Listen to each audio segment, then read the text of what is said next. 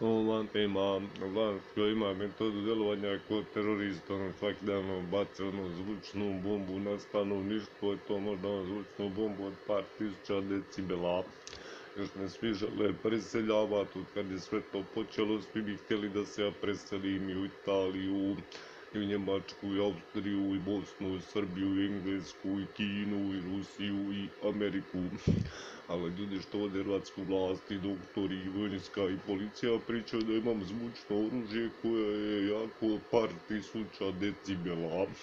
Ali ja nemam čak ni veliki zvučnik, u mom stanu imam samo male zvučnike, imam zvučnik samo na tablet, PC-u i na kompjuteru i na običnom radio uređaju kućnom. Znači ja nemam čak ni veliki zvučnik, znači neko vas očito vara.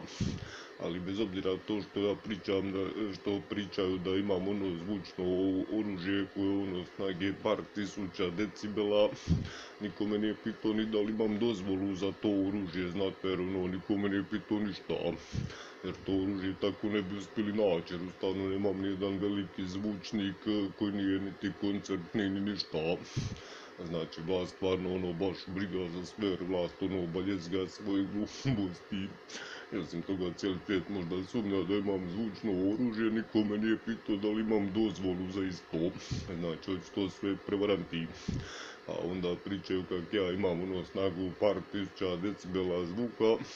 Nijedan doktor me nije pokušao pregledat, nijedan me nije fizički pregledao, niti mi predložio, nijedan mi nije predložio fizički pregled, nego samo psihološki ili samo psihijatrijski. Znači može biti da ja proizvodim energije ko sunce, imam zvučno oružje snage tisuće decibela, nijedan doktor me nije probao fizički pregledat, nego samo psihološki.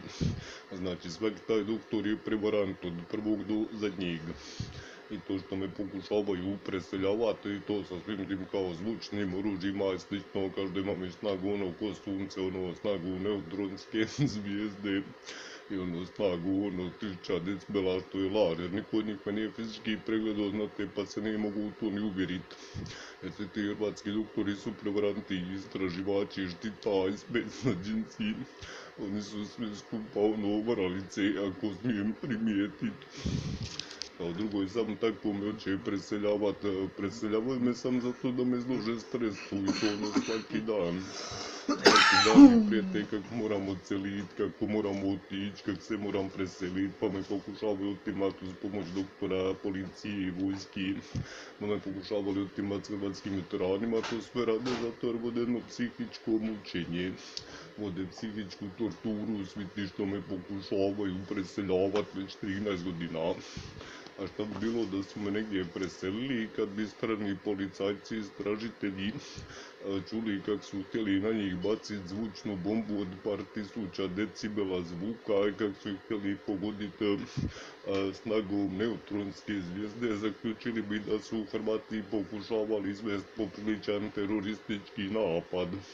I to gdje god me htjeli preseliti, bi rekli šta da je tamo eksplodirao neki zvuk od par tisuća decibela, da je eksplodirala neutronska zvijezda, ali Hrvati vi ste stvarno htjeli izvesti popriličan teroristički napad.